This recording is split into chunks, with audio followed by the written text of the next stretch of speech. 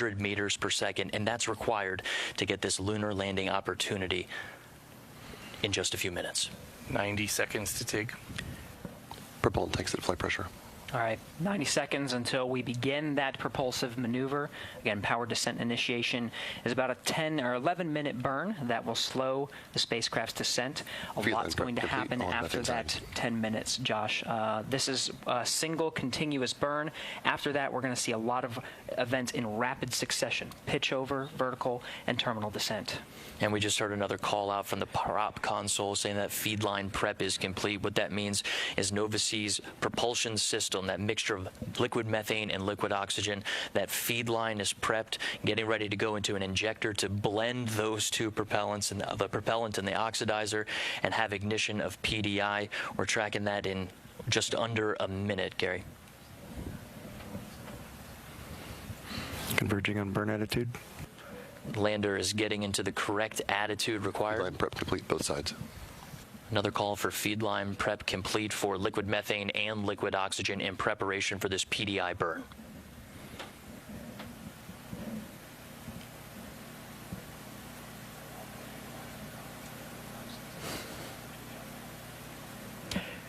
"15 seconds, exec mode."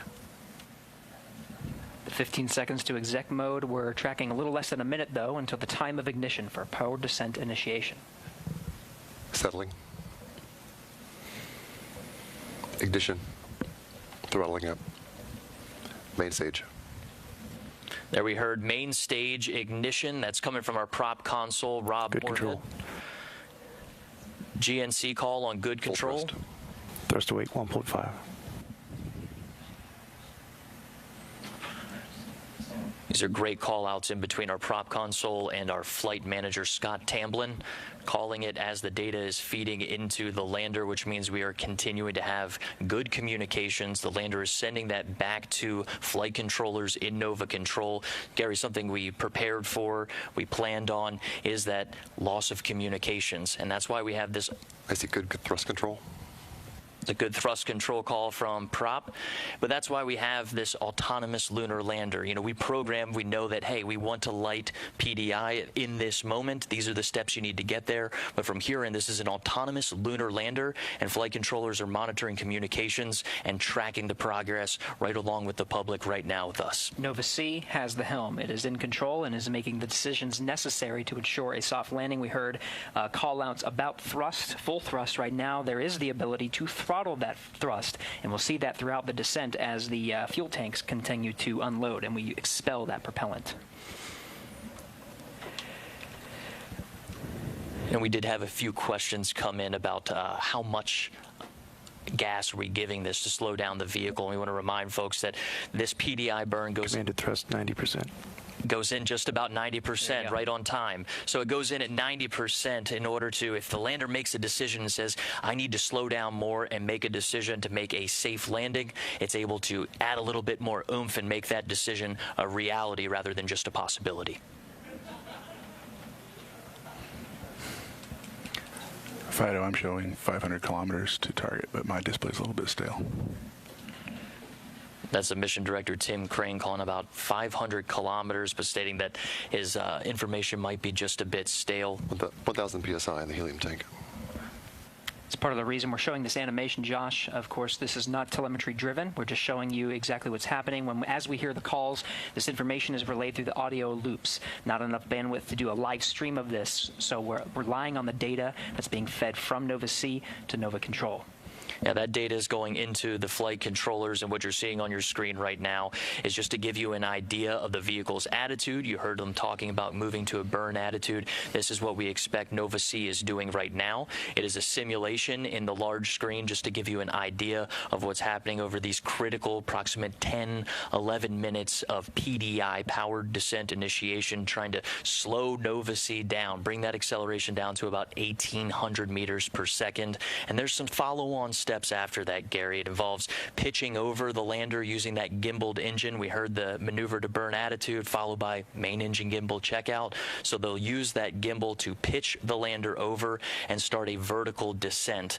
This is where we start getting a little tricky as far as there is a final approach. It may add a few seconds, it may add a little bit of time, but we are intended to land right around 17:24. That's 5:24 p.m. Central Time. But know that there is some give and take. We're also expecting, plan for, and train for a little bit of loss of communication during this process. That's right. And that communication is absolutely important.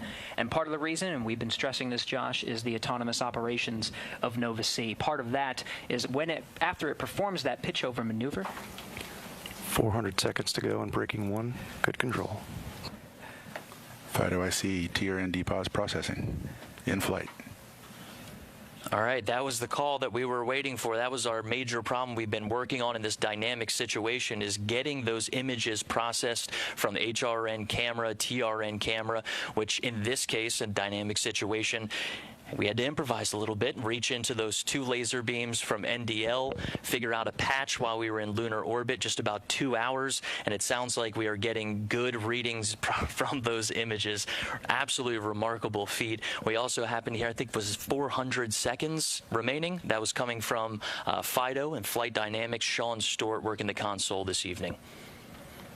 This is excellent calls to hear. Hazard relative navigation is going to be used after the pitch over maneuver. This allows Nova-C to make some decisions and scan the landing site underneath it and make decisions in an area that calculates the terrain to make sure that it's landing in a safe landing zone. Right, so we finish up PDI, pitch over, and we have to use that hazard relative navigation, a critical tool in order to land on the moon, to make those decisions, right? There's no human eyes, human elements deciding, okay, I see the hazard, I need to steer this way, or maybe press the gas, press the brakes. This all happens autonomously, and this is a huge requirement and a great call out to hear about the HRN camera system and processing those images. Right now, I am tracking 5:16 p.m. We expect PDI to go until about 5:21, 5:22. 300 seconds and braking 1. Or about 300 seconds to approximate those numbers. Very precise.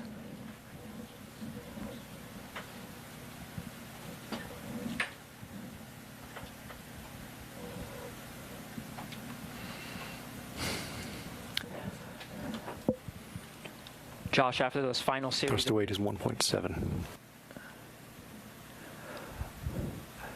Following along, after those critical maneuvers... Committed thrust still 90%. 90% thrust. We'll hear those call-outs periodically. We started at full thrust, 90%, Engine still performance throttling. nominal. And good 500 performance PSI on that engine. tank.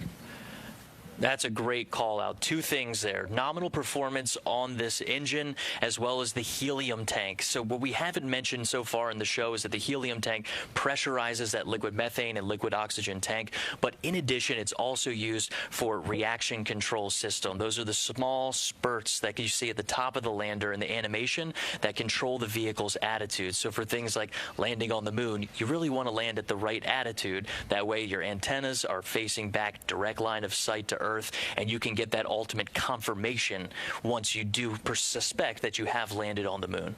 The antenna alignment is an important element of landing on the moon, Josh. We're expecting the high-gain antennas to be pointed towards Earth to confirm, but there may be a delay. We are expecting some sort of delay. I had just talking to the mission directors about how quickly we could receive a positive confirmation after this landing process is through, and there was some dispute over how long. The earliest was just about 15 seconds after we see timing of when the event is supposed to happen. So right now we're tracking about 5:24 p.m. Central Standard Time. So maybe anywhere from 15 seconds after that, maybe a few minutes, 2 to 3 minutes while we work to acquire that signal. Because as you mentioned, the lander is going to a general area. 9 kilometers altitude. 9 kilometers altitude call from Tim Crane.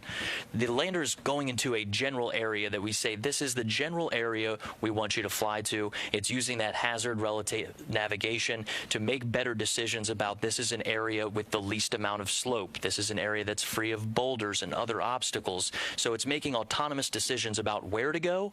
3 minutes to go, breaking 1. 3 minutes call. Just to wrap that up, when the lander is making those decisions, Gary, it's also very difficult to track. We've been very fortunate thus far tracking communications to this point. To wrap that up, Josh, 3 minutes, that brings us to just shy of 5:22 p.m. Central Time. We should hear that the power descent and initiation burn is complete. Then we'll begin the next series of maneuvers to get us towards vertical and terminal descent. It starts with the pitch over. And just looking at our notes here, we did go into this burn expecting pitch over at 5:21 and 57 seconds. So good call out on the timing of that maneuver. It's important to remember PDI starts an engine burn that does not stop until landing. So this is a throttleable liquid methane, liquid oxygen engine. We lit the engine at PDI, and while we are changing into a pitch over, vertical descent, and terminal descent and then landing, that is a throttle down to the lunar surface. And when we do get out of PDI, if we hear that call of PDI complete, good burn, everything after that is going to happen in very quick succession, Gary. The time it takes to go from pitch over to landing, or what we estimate landing to be, just looking at maybe 90 seconds is what we expect nominally. 3 minutes to touchdown. There is some wiggle room. 3 minutes to touchdown call from the mission director. For an on-time landing, that sets us a little after 5:23 p.m. Central Time. Right, our notes going into this burn, 5:23 and 25 seconds. The autonomous operations, Josh, sets this to a clock. This is exactly what we got relayed before the start of our Still coverage processing. today. We're right on track. Depause, terrain relative navigation measurements. Excellent call out. That solution that flight controllers were working so hard on to make sure HRN was working, pulling on extra resources that weren't originally planned for from those 2 laser beams from NDL. It appears and sounds like that solution is working, and the people working to patch that software were certainly under pressure. The clock was ticking as we went into that extra lunar orbit. It wasn't a situation where we could just sit in lunar orbit and try to solve our problems indefinitely, and it's sounding good so far on the call outs. 2 minutes remaining till touchdown. 2 minutes to touchdown. That required a patch to be designed on the ground and uplinked to Nova C to confirm that those laser sensors on NASA's navigation Doppler lidar could be routed to the terrain relative navigation and hazard relative navigation. That call out is fantastic. Fido, do you have an altitude reading?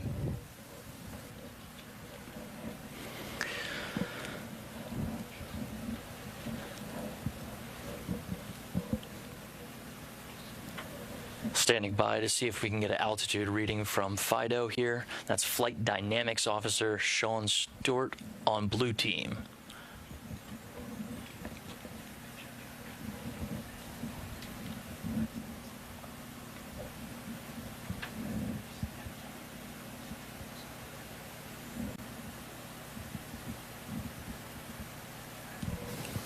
Confirm, that looked like a pitch over gimbal. Let's do it. Sounds like we have some data that confirms pitch over. This starts the HDA process. That's hazard detection avoidance. Throughout this show, you've heard Gary and I talking about the problem that was attempted to be solved in lunar orbit, making the decision to not only postpone this show. NDL indicates altitude of 1,000 meters. 1,000 meters call out from NDL. That is coming from flight management. This is a system right now. NDL was not intended to be the primary landing system on this. Instead, we're using 2 laser beams from NDL and feeding that into that hazard detection and avoidance system that you see on your screen right now, with the lander making autonomous decisions about where it wants to land. That is generally Less than 1 minute remaining to touchdown. Less than 1 minute remaining for touchdown. And again, that's the time of touchdown. It may take some time to actually confirm the status of the lander. And in this process, we do have a deployment of Eagle Cam attempting to take the third-person images of Nova C going down to the lunar surface. We are inside of 1 minute, Gary.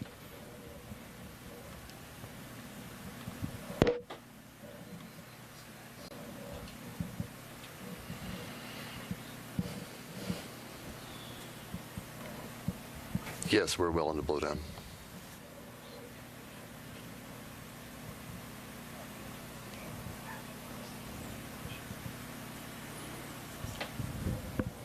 And we're tracking here in the broadcast booth. The clock has reached the expected.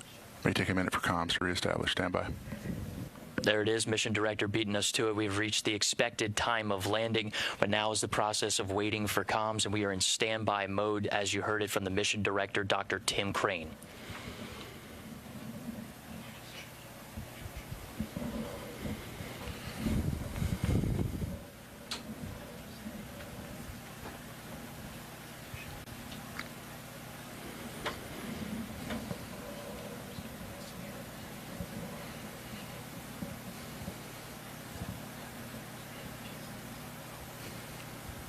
And 1 minute has elapsed from the notes that we have, Gary, of that original burn starting at PDI. And you have carrier lock. That's MD asking if we are getting the ground stations locked on to Nova C.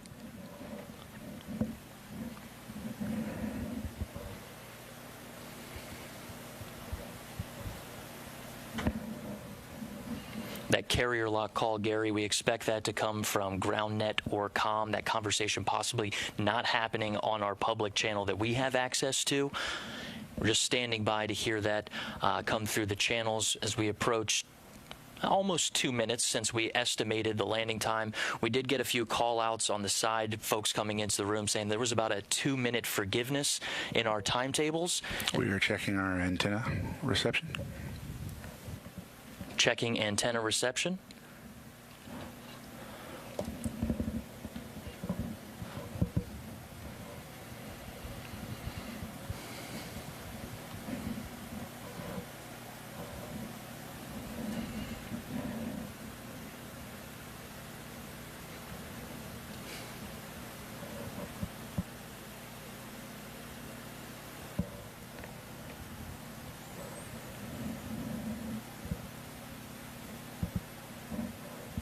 And we're standing by, Gary. We're standing by just as we approach 5:26 p.m. Central Standard Time.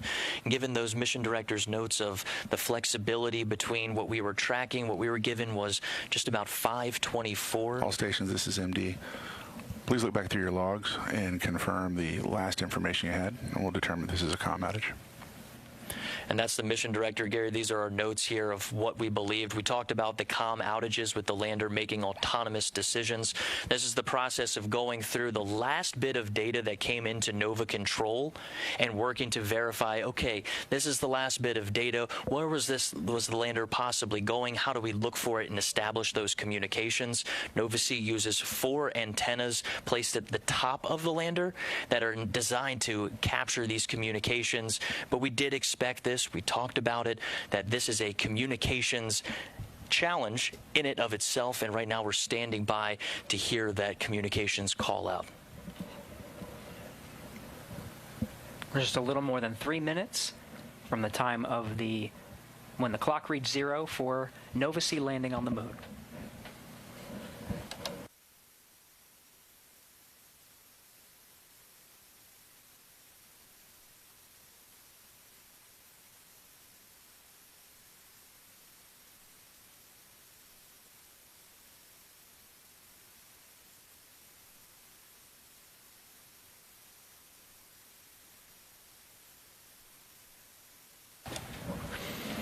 And we just checked with our team here in the broadcast booth, decided to let's stay on this. All the chatter we are not hearing on this public channel, Gary, all things indicate that we are working to solve a possible communications challenge in this moment. So we're going to continue to stand by.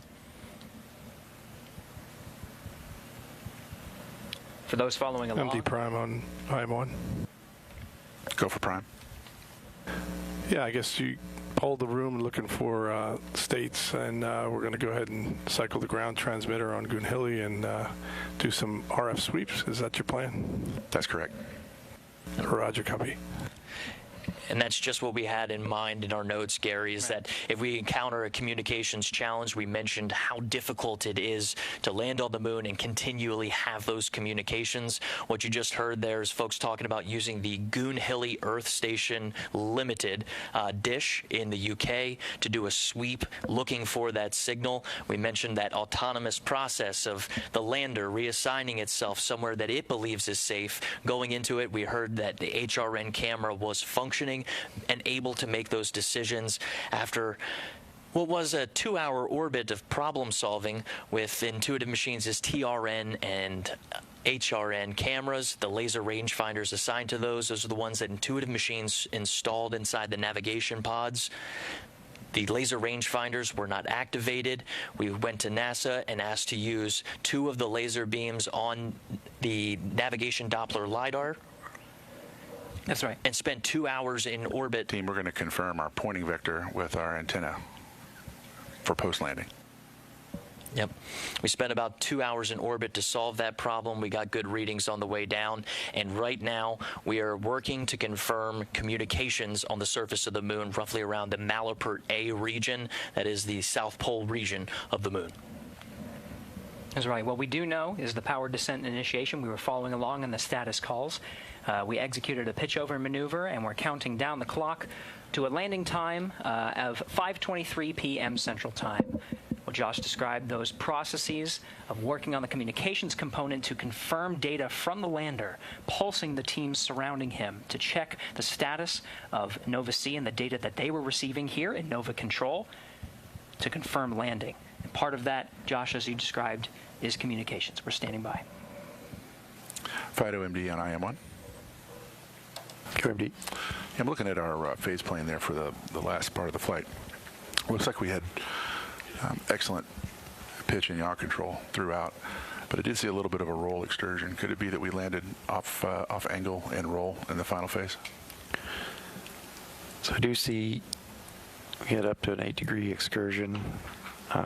We're about to begin the roll maneuver, which is about terminal phase.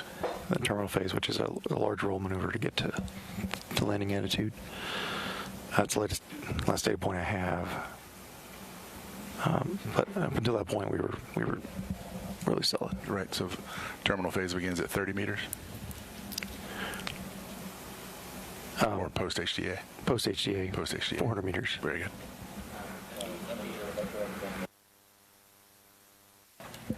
And that's a great conversation confirming.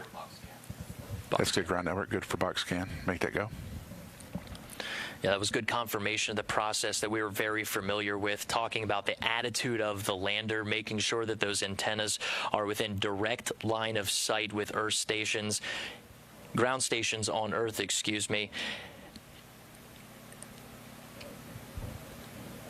Mission director at all stations are also updating our pointing vector with our dishes to make sure that they're tuned in on our final landing site.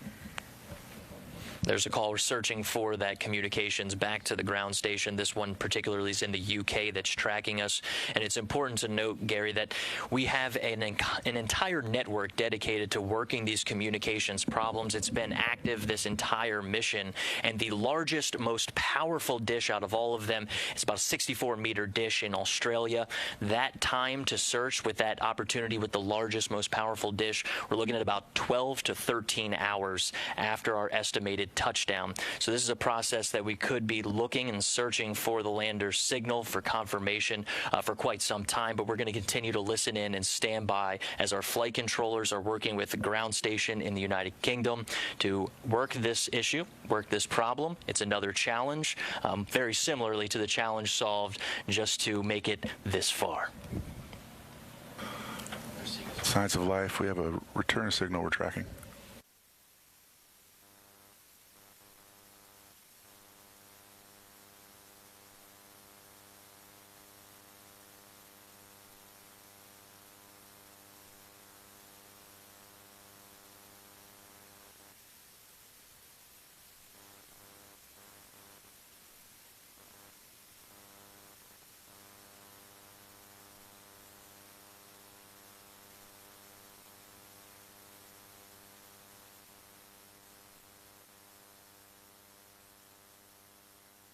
We have an onboard fault detection system for our communications that after 15 minutes with lack of communication will power cycle the radios, and then after that for another 15 minutes it will then switch antenna pairs. So we have some time here to evaluate. We do have signal that we're tracking, so we'll see what happens. There's a great call out about the autonomous systems installed on our Nova C-class lunar lander named Odysseus. The process he's mentioning, Gary, is very similar to the one that we were preparing ourselves for at AOS, to where the lander has systems in place to recycle its antennas, to switch antenna pairs, and that was very similar to what we thought we were going to need to do after acquisition of signal. When we separated from the second stage of the launch vehicle, if we made it to a certain point, the lander was autonomously programmed to start taking matters into its own hands, and that was the information that our mission director, Dr. We're not Tim dead Crane, yet. gave out. We're also not dead yet.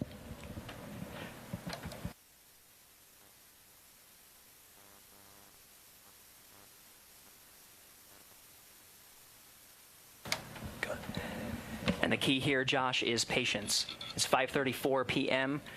Mission Director Tim Crane confirming that it could take 2 phases of 15-minute increments to confirm the status of the landing. So we could be here, and we'll stand by and monitor as Nova Controls continues to work this issue. Yeah, tense moments inside of Mission Control with the most qualified folks. We're picking up a signal from our high-gain antenna and transmitter. It's faint, but it's there. So stand by, folks. We'll see what's happening here. All right, we're going to continue to stand by. Let's keep this camera on inside of Nova Control. It sounds like we are getting some kind of faint signal. I want to send a series of commands to reactivate, make sure we're transmitting to keep the Quasonics active.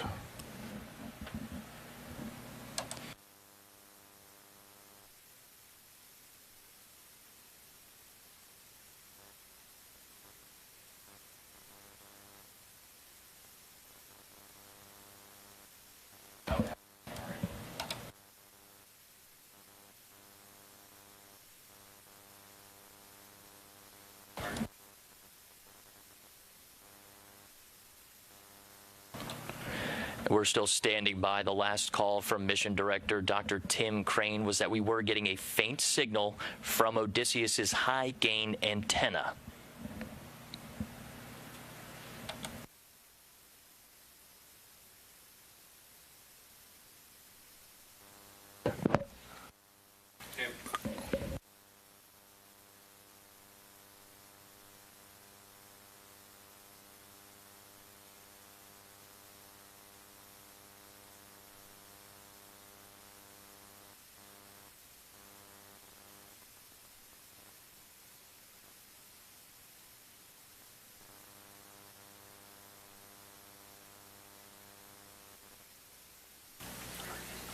All stations, this is Mission Director on IM1.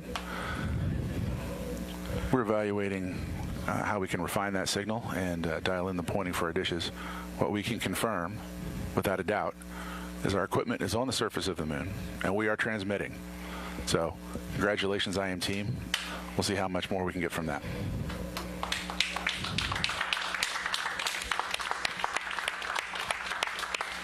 An excellent call from our Mission Director, MD Dr. Prime Tim on Crane. IM1. And over Go to for our Prime. CEO, Steve Altimus. Yeah, if I could just pass on a few words to the entire team in Intuitive Machines at Superbab and here in the Mission Control. What an outstanding effort. I know this was a nail biter, but we are on the surface and we are transmitting. And welcome to the moon. Houston, Odysseus has found his new home. An excellent call, and this is our team of Intuitive Machines mechanics and their families, their friends, everyone who has Chad, where are we sacrificed so getting those much updated to pointing make it files this to, far. our stations?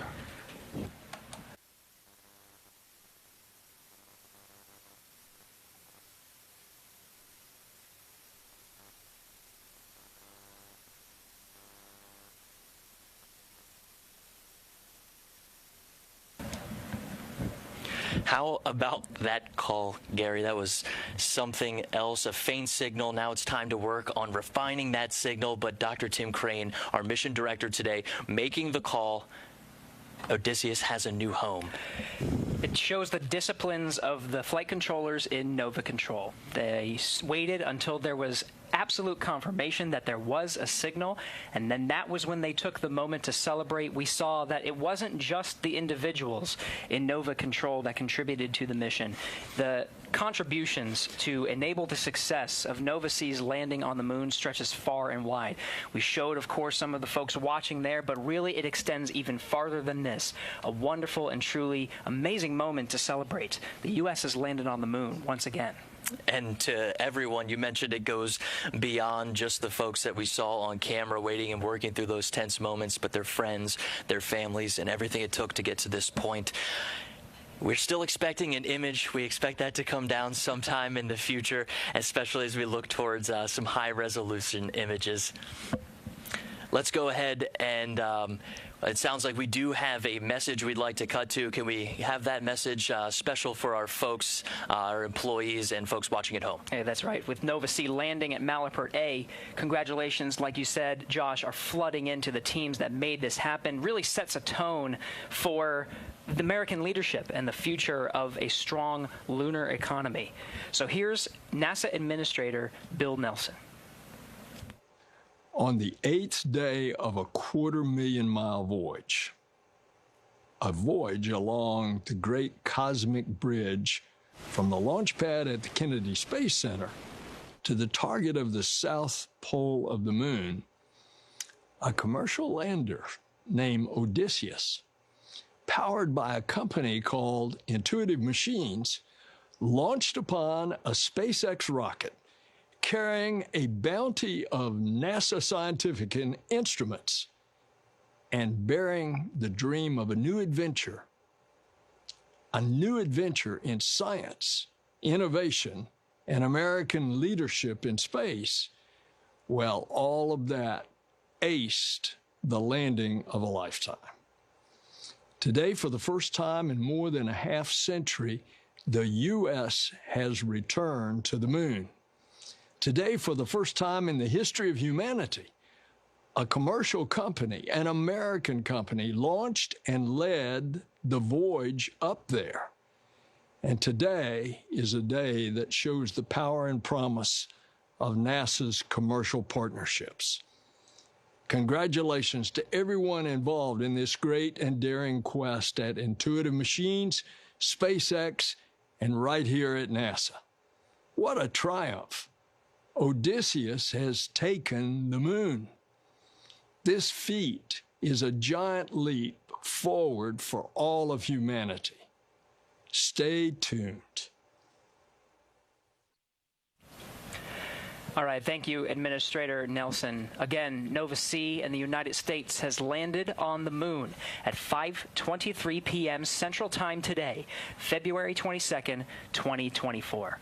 Congratulations to Intuitive Machines on the successful landing. Science and data gathering is already underway and will continue for roughly 7 days on the lunar surface, activating payloads and gathering important scientific data to help ensure future successes in Artemis missions. For more about NASA's CLIPS initiative, visit nasa.gov/CLIPS. Gary, it's been quite a journey for all of us at Intuitive Machines. Thanks to NASA for the continued support to enable today's successful landing, and of course, everyone at Intuitive Machines, their friends and family who made all of this possible. That will wrap up our coverage of Intuitive Machines' IM-1 mission. Thanks for joining us.